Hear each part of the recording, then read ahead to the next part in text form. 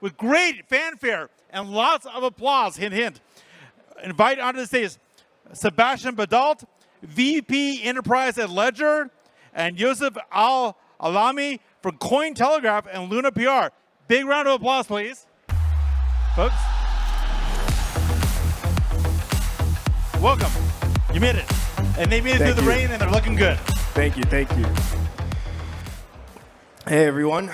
It's good to see the crowd here form.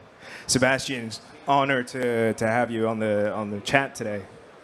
And I'm happy to be here with the real warriors, because all you guys are the real warriors who braved like all the issues to get here today. So yeah, kudos to you all. Just hearing a couple of stories, some of the horror stories coming to the here. But I'm glad you guys, everyone made it. Everyone looks healthy and safe. I want to start off with a very simple question. You are the VP of Enterprise, and you've worked for many, many years in some of the top enterprises in the world, like Google, Alibaba, Amazon. What does a day in the life of Ledger look like for you? I mean, so I guess that it's very different from what I experienced in these other companies. I was at Amazon in '99, but when I joined, it was already a public company. It was much larger than Ledger was, and then we were working in a space that existed, right? So selling books or selling DVDs, people were doing that, right? There were like millions of books being sold every year, etc. And then the question was like, how much market share can we take? Whereas, crypto feels like a space that we're creating from scratch. It's really something totally new. I mean, you could say that we're taking, market share from the financial institutions, et cetera, but it really is something that has never been done before, so it's very different. And, the scale is different, and the pace is different as well. The one thing that is common, though, is bull and bear markets, because in 2000, like the internet bubble burst. I was at Amazon. The Amazon stock was at something $120, $130, went down to $5. At $5, anyone could have bought Amazon. I mean, it was worth maybe a few billion. It's now worth a few trillion. It would have been a really good investment if you made it back then. But so there was a bear market in e-commerce. People really asked themselves at one point, is e-commerce going to make it? Is it really something that can be sustainable? And obviously right now, even though there's still e-commerce companies that go down, you can see that it can work if it's done properly. So I think that my takeaway from that experience and going through it back then and going through it, having gone through it in the past couple of years, is that those are really interesting times, right? Like there are times where you can really, you have to make choices, because you could have 100 projects and you're not going to be able to do the 100 projects. You might be only able to do 5 or 10. So you have to make sure that you pick the right ones. And then execution becomes really paramount in everything that you do, because if you don't execute right, then you're not, you have limited amount of projects, and if you don't get them right, then you might fully fail, and then the company can go under. So, I think it's obviously tough. Like I joined Ledger almost like 3 months before Terra Luna, so I basically went through that whole. All I lived through is that. And it's hard, but it's also an incredible learning experience. And I think the ecosystem and the space as a whole has gone through a big learning experience. It's not the first bear, but it was the biggest bear in some ways, because the ecosystem as a whole was much bigger than it was back in 2017 or whatever. So very interesting, very challenging, but overall, I love to learn, and I definitely learned a lot in the past 18 months. Fascinating. I think one thing that I like about speaking with you today is that I personally have been in the Web3 space and working in it since 2016. I was in university. And so that's 8 years. And in 8 years, I feel like I've aged 20 years. But there are a handful of companies that have started before and as early as 2016 and have taken up a market share and stuck even till today and are dominating today, right? And one of the only reasons they're doing that is because the companies that survive for that long through those bears that you were talking about are the companies that are providing true value, and they see and they can foresee the next cycle and the next demand. Now, my next question is that being the vice president for institutions, and you're involved in a lot of the growth of Ledger as a corporation who has a huge dominance in the hardware wallets for the space. How do you see institutional level adoption coming into a space where the word custody is thrown around or non-custodial is thrown around like a buzzword? So this year it's going to be a big year for Ledger. It's our 10-year anniversary. So we've been around for 10 years, and in the crypto space, there's not that many companies that have been around for 10 years. So definitely, it's a big year for us. It's also the year that we're going to be launching new hardware. We announced it a few weeks ago. We're going to be launching Ledger Stacks in a few weeks now, like maybe months, but like not more than that. So it's coming, and we'll be notified. The ones that have been patiently waiting for it. And so, yeah, I think what's interesting is that when Ledger started 10 years ago, it's really just a cold storage wallet, and the idea, and I think like most people for the first 5 years, if you bought a Ledger like 10 years ago to 5 years ago, a lot of people still think that all you can do with it is put your Bitcoin on it and then put it in the safe and then go get it if you need it at one point or another. 5 years ago, we did two things which were visionary for the evolution of the company. The first one was to create Ledger Live, which is the platform that allows consumers to buy, sell, stake, swap, basically trade, do whatever they can with their ledger in a secure space. And then the second one was to start on our enterprise journey. And when we launched enterprise at first, it was really just to do security. And to your point, our first customers were exchanges or custodians, because Ledger is not a custodian, right? We provide self-custody, but like we're not custodians. But those companies had two big issues, right? One was that they were they had a lot of funds, and when you have a lot of funds, you want to make sure that they're secure. We see a direct uptake between the price of Bitcoin and the number of hardware wallets that we sell, because if whatever you're holding is worth $1,000, maybe you don't care, but if it's worth $100,000, you start caring. When we're talking about exchanges or custodians, we're not talking about hundreds of thousands, we're talking about hundreds of millions, $billion. So you want to secure that, and security becomes paramount. And the only enterprise grade security is what we do with HSM and everything that we put around it in terms of security solutions. So that was one. And then the second big thing, which I think leads me to where we are today, and which is really an interesting, and I don't know if you guys did that on purpose, but the speech just now really spoke a lot about, from BitMEX, was really a lot about what's happening today, is that governance is really key for people in the space. So for a custodian, obviously, because they're regulated, so they have to show their checks and balances. So what we offer on top of the self-custody solution is governance, and that's really important.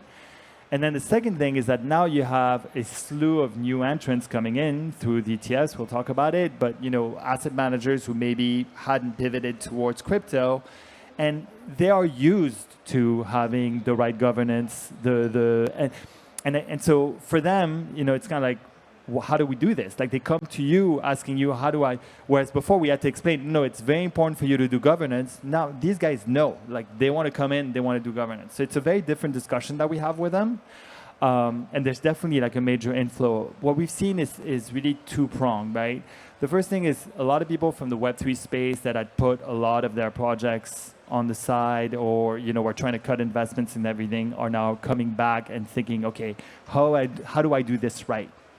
How do I learn from what's happened in the past and make sure that there's no counterparty risk, that if regulation comes, I can actually show what I'm doing and show that I'm doing it properly.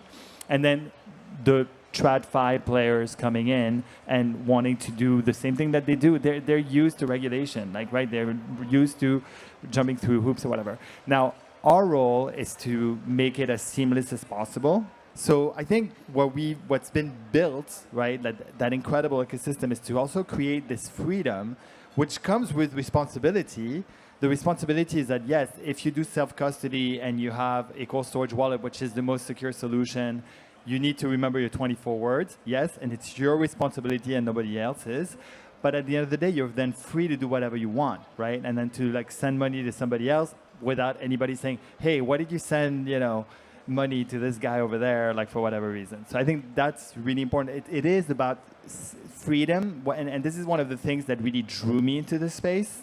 Is the fact that people, yes, there is speculation and there are people who want to make money, whatever, that's fine. But there are also people who fundamentally believe in what blockchain technology and what Bitcoin and what all these things are like bringing to just for us to be free. It's important. It's an important thing for human beings. Absolutely, absolutely. And I feel like I could talk about this for a few hours, but I want to move on to my next question, which is you talk a lot about the dichotomy between self-custodial solutions and the responsibility that of the freedom that it brings you, right? A lot of people also say that self-custodial solutions, if you have, you know, there's a famous saying, not your keys, not your crypto, right? So if you do have your keys and you do have your crypto, there's a lot of limitations when it comes to scalability, right? Or a lot of people say that at least. In this new life cycle for the industry, for institutional adoption, scalability is a main priority for some of these companies. How do you think these institutions would address kind of the contradictory nature sometimes of a non-custodial solution and crypto adoption? But when you say scalability, are you talking about the speed of transactions? Do you mean that if you have to sign every transaction and that takes time, etc.? Like, what do you mean by that? I think I'm talking more about getting the true essence and the value of blockchain technology, which is security and speed as well, because speed is scalable. You can send $1 billion with Bitcoin much easier than you can send $1 billion through a bank, right? But I think just the best things that crypto brings without doing it through an exchange, right? Well, I mean, that's what we're trying to build, right? Like we announced and we're doing POCs right now on especially on the trading side with TradeLink, which is really this idea of doing off-exchange settlement and trading, et cetera, so that there's no counterparty risk. Clearly, what's happened in the past year or the past year and a half is that people don't want to leave their money on exchanges. And we saw it in the chart that was shown, right? Like the number of bitcoins that are right now on exchanges have dropped post FTX, post Terra Luna, et cetera, and that's normal. And then at the end of the day, but you still want to have the liquidity and the speed of being able to trade. So that's the solution that we're trying to build. And that solution, for it to work, has to be incredibly fast, has to be cheap. It has to bring a lot to asset managers, custodians, exchanges that want to like participate in that network. So that's exactly what we're building today. It's hard, but I think we have all the right tools to do it. And also this idea of like, of us being a platform, of not being, we want to, like everyone's invited to this party or this platform, right? Like you could be whatever asset managers, whatever custodians. I mean, we'll vet you and we'll make sure that but at the end of the day, anyone can like be part of it, and the network effect will come from that. So that's what we're trying to build. I do have at least one more question. We're talking a lot about institutional adoption for crypto, but I also want to touch on the point of governmental adoption for crypto, right? There's a certain type of institution, and we're seeing a lot of movement. I mean, we've seen a lot of it talk about ETFs for a long time now, but now we're seeing MicroStrategy, BlackRock, Vanguard, and all these multi-trillion-dollar companies, or at least multi-trillion in assets under management, issuing their own ETFs. And the thing is about ETFs is that at the retail level or at an institutional level, if you hold a Bitcoin ETF, you don't hold the keys to your Bitcoin, right? And so there's a lot of institutions that would rather have security through regulation rather than security through the technical availability of Web3. What are your thoughts on that? Is that going to change over time? I mean, time will tell, but I think it's a great first step. I think what BlackRock is doing, and not just the ETF, like what they did last week on tokenized securities, et cetera. I mean, I think that's super exciting. So we're really happy that they're doing that, and not just them, all the others as well. And I think it's a first step. I think you start, maybe with an ETF, maybe then you'll go through an exchange, and then you'll end up doing self-custody. So I think it's just a journey. I've had a lot of conversations with people at hedge funds, et cetera, who tell me, hey, you know what? Oh, you're going to be happy. These are people that I've known for years. And they tell me, oh, you're going to be happy. We bought our first Bitcoin. Like, did you really buy Bitcoin? It's like, well, no, we bought the ETF. I'm like, well, you didn't really buy Bitcoin. Like, yeah, but it's still a bit complicated. I think what's going to come also is the solutions that we're building as an ecosystem is going to help them to get there. I think there's still blocking points because it's a bit complex.